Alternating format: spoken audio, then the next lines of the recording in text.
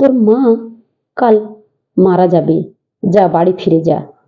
আর কেউ কখনো তোকে বকাবকি করবে না কোনোদিন। কথাটা শুনে পাশ ফিরলাম।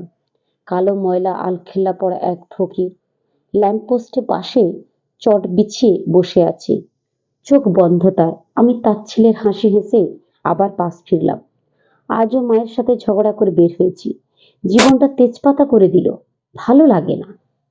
প্যারা আর প্যারা। এইটাই করবি না, ওটা করবি না, এইটা করে কেন করিস, এইটা পারিস না কেন? সারাদিন বাইরে কি, বন্ধুদের সাথে এত কি, সারাদিন মোবাইলে কি, উফ!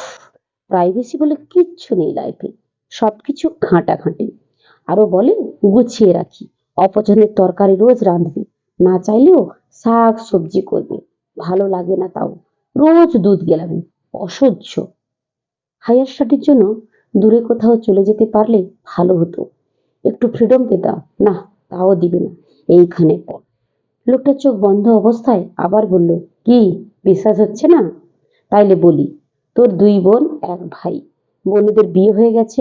বাপ চাকরি করে এখানে। তুই লেখাপড়া করিস।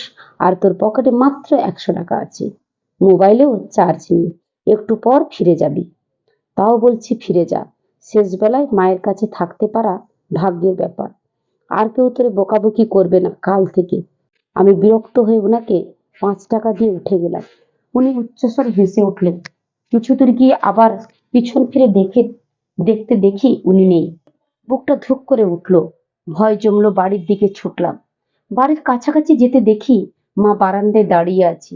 সিঁড়ি বেয়ে দোতলায় ওঠার আগে দেখি মা দরজা খুলে দিয়েছে।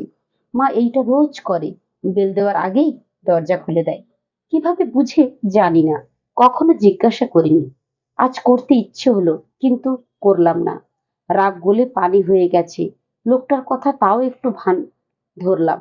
মা শোকেসের সামনে শাড়ি কোমরে জড়ানো অবস্থা থেকে নিয়ে আঁচল নিয়ে প্লেট মুছতে মুছতে বলছে, কি রে, কোনো বন্ধু দিল না জায়গা? ঠিক তো বাপের হোটেলে ফিরে এলি। যা স্নান করে আয়, খাবি। মা ভাবলো অন্য দিনের মতো আমি বলবো, খাবো না, তুমি খাও। সারাক্ষণ বন্ধুদের নিয়ে কথা বলবে না। আমি তা না বলে স্যান্ডেল খুলে রাখতে রাখতে বললাম, আচ্ছা মা, ঠিক আছে, তুমি স্নান করছো, করে নাও, একসাথে খাবো। মা তাকিয়ে আছে। মনটা একটা হালকা লাগছে। শুধু শুধু ভয় পেয়েছি। গায়ে পানি ঢালতে ঢালতে চিন্তা করছিলাম, লোকটা হঠাৎ এমন কিছু কেন বললো। তো কিসব চিন্তা করছি, ফালতু চিন্তা। কিন্তু লোকটা উধাও হলো কিভাবে? লাল রঙের বড় বালতি থেকে আজ জলে যাওয়া নীল রঙের মগ দিয়ে গায়ে পানি ঢালতে ঢালতে ভাবছিলাম। আবার চিন্তা করলাম, তোর এইসব কিচ্ছু না। আসলে আমি এটা চিন্তাও করতে পারছিলাম না। তখন রান্নাঘরে কি যেন পড়ার আওয়াজ হলো। হুমড়ি খেয়ে গায়ে কোনো মতে গামছাটা জড়িয়ে বের হয়ে এলাম। তাড়াতাড়ি রান্নাঘরে গেলাম। মা বাটিতে তরকারি বাড়ছে। আমাকে দেখে চিৎকার করে উঠলো, এত বড় ছেলে, গা না মুছে বের হয়েছিস বাথরুম থেকে? পুরো ঘর ভিজিয়ে ফেললো। তোকে না বলেছি গামছা পরে ঘুরবি না? বস্তির ছেলেদের মতো লাগে তোকে। এমনিতেই তো বস্তির ছেলে। 3 দিনে স্নান করিস। গায়ের সামান কখনো মেখেছিস? মনে নেই। কি হয়েছিল? আওয়াজ হলো যে? মা পুরো কুচকে তাকালো। কি হবে?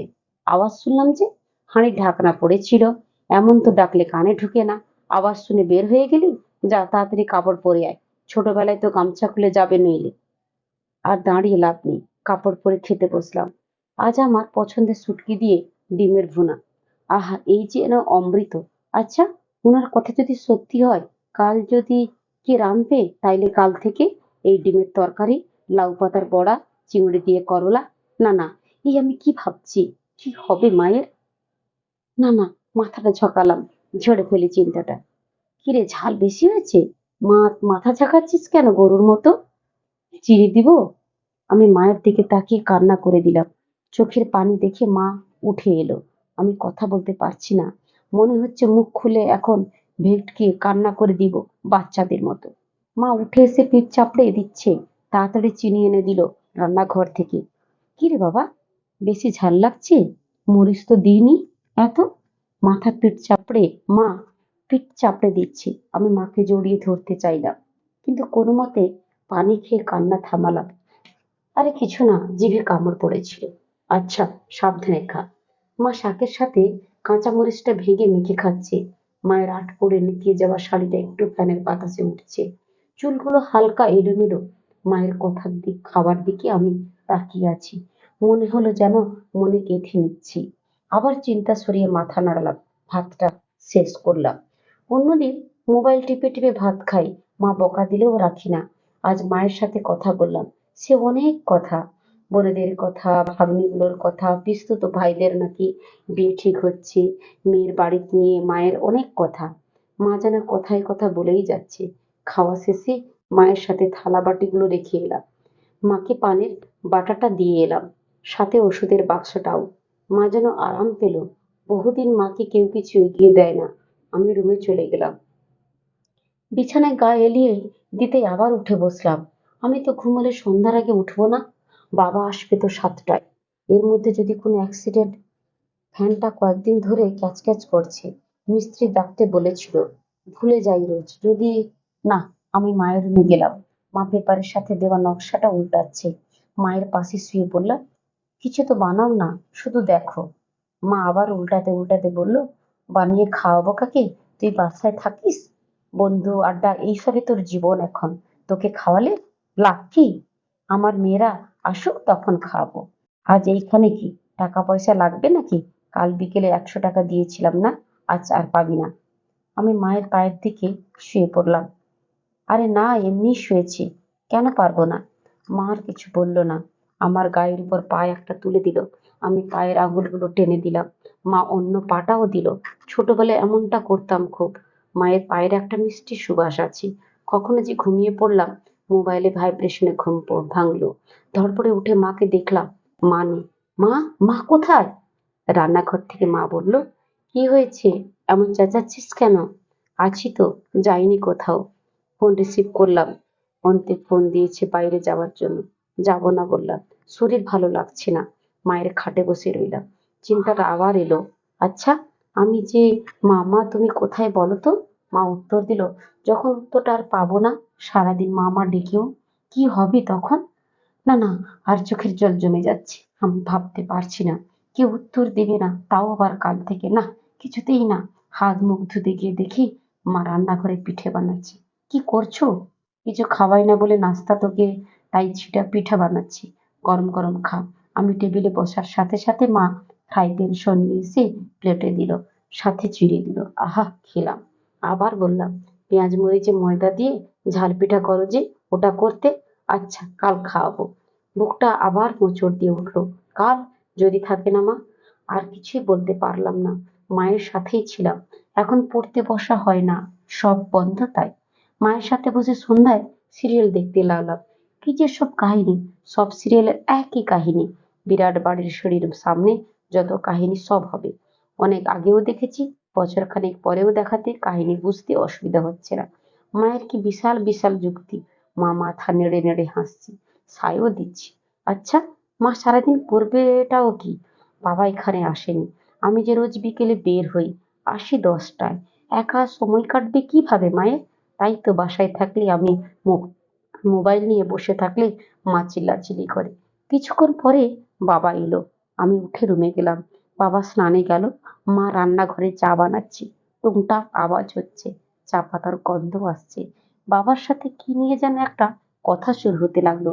বুকটা আবার ভারী হয়ে যাচ্ছে। চোখও ঝাপসা হচ্ছে। যত সময় যাচ্ছে তত যেন ভয়টা জেগে উঠছে। কিছুতেই ফেলতে পারছি না মাথা থেকে। কিন্তু সামান্য সামান্য বিষয়ে কত রাগারাগি করেছি অযথা মায়ের সাথে। কখনো সরিও বলা হয়নি। কিছুতেই আজ মন থাকছে না রুমে। আবার বের হয়ে মায়ের কাছে বসলাম। মা, চলো লুডো খেলি। লুডো কোথায় পাবি? এখন সব মোবাইলেই আছে। আসো, বাবাও আসো। তোরা খেল, আমি খাবার দেখি। আমি আর মা শুরু করলাম। একটু পর বাবাও এলো। দারুণ জমে উঠেছে খেলা। মায়ের ভীষণ বুদ্ধি। আমাকে আর বাবাকে গো হারানি হারাচ্ছে। মা বাচ্চাদের মতো হাসছে। মায়ের মুখটা পুরো লাল হয়ে গেল। বাবার সাথে বাজি ধরছে মা। বাবা প্রতিবারেই হেরে যাচ্ছে। আবার বলছে, তোমাকে জিতিয়ে দিচ্ছি আর কি। মা ভেঙচি দিয়ে বলছে, কত একেবারে? আমার কি বুদ্ধি কম? আমি আছি বলে এখন এই সংসার টিকে আছে। বাবার সাথে মায়ের ঝগড়া লেগে গেল। তা মামার বাড়ি অবধি ঘুরে এসো। আমার মনে হচ্ছে আসলেই তো, মা না থাকলে কি হবে? সংসারই তো আর থাকবে না। বাবা অফিস থেকে এসে কাকে ডাকবে? বোনেরা কার কাছে আরাম করতে আসবে? আসবে তো তখন। আমি উঠে বাথরুমে গিয়ে মুখে পানি দিলাম। আপ্রাণ চেষ্টা করছি এই চিন্তাটা ছেড়ে ফেলতে।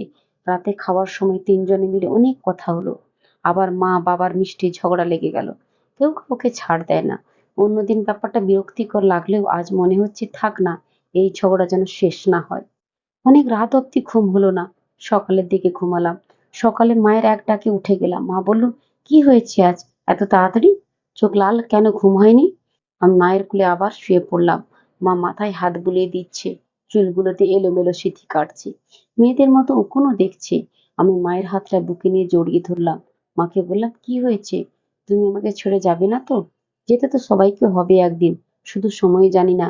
আমার তাই অন্য কাজে লিপ্ত থাকি। আপন মানুষগুলোকে সময় দেওয়া হয় না। আমি আরো জোরে জড়িয়ে ধরলাম মাকে। কিছু বলতে পারছি না। আমি 3 দিন ঘর থেকে বের হলাম না। মায়ের সাথেই ছিলাম সারাক্ষণ। মা কিছু করার আগে চেক করে নিচ্ছিলাম। গ্যাসের লাইন, বাথরুম, ছাদ। মায়ের সে সারাদিন গল্প, খুনসুটি। কোনো রাগারাগি নাই। মায়ের বকাগুলো যেন আরো ভালো লাগছিল। প্রতিবার মনে হচ্ছিল এইটা যেন ভালোবাসা। শেষ না হোক এই ভালোবাসা। এখন নিজেরকে মায়ের একদম ছোট্ট বাচ্চার মতো লাগছিল। যেন এখন যদি কেউ বলে, এই তোর মা চলে যাচ্ছে, আমি সব খেলা ছেড়ে ছুড়ে মাটিতে গড়িয়ে কাঁদবো। শুক্রবার বাবা বাসায় ছিল, তাই আমি বের হলাম। হাঁটতে হাঁটতে সে জায়গায় গেলাম। লোকটাকে আবার দেখলাম। ওনাকে গালি দিব নাকি ধন্যবাদ বুঝতে পারছিলাম না। আমাকে ভয় লাগানোর জন্য। কিন্তু আমি কাছে যেতে উনি হেসে উঠলেন। আপনি আমায় মিথ্যা বলছিলেন কেন? মিথ্যা তো নয়। কে কখন মরবে কে জানে। যখন মরবে জানিস, তখন যা তো প্রেম ভালোবাসা, এর আগেই নিজেরাই মরার পায়তারা করিস। এখনো আর ভাবিস না, এরা না থাকলে তোদের অস্তিত্ব কোথায় ছিল? আমি বুঝতে পারলাম ওনার কথা, কিন্তু আবার বাচ্চাদের মতো জিজ্ঞাসা করলাম, আমার মায়ের কিচ্ছু হবে না তো? লোকটা আবার উচ্চস্বরে হেসে উঠল। কি জানে কার ভাগ্যে কখন মৃত্যু লেখা আছে। তখন বাবার মোবাইল থেকে ফোন এলো। রিসিভ করতে বাবা বলে উঠল, তুই কোথায়, তাড়াতাড়ি আয়। কি হয়েছে? আর কিছু বলার আগে বাবা ফোন কেটে দিল। লোকটা আবার উচ্চস্বরে হেসে উঠল। আমি ছুটছি, প্রাণপণে ছুটছি। চোখ ঝাপসা হয়ে আসছে, স্যান্ডেল খুলে যাচ্ছে। আমি বাড়ির দিকে ছুটছি, মায়ের দিকে ছুটছি। কেউ ছোঁয়ার আগে আমি ছুঁয়ে ফেলবো মাকে। প্লিজ মা, প্লিজ তুমি ছাড়া। ভীষণ অসহায় তোমার ছেলে, যেও না কোথাও। প্লিজ মা, প্লিজ। আমি ছুটছি, পথ যেন শেষ হচ্ছে না। প্লিজ মা, আমার লক্ষ্মী মা, আমি কখনই কষ্ট দিব না তোমায়। প্লিজ যেও না, প্লিজ।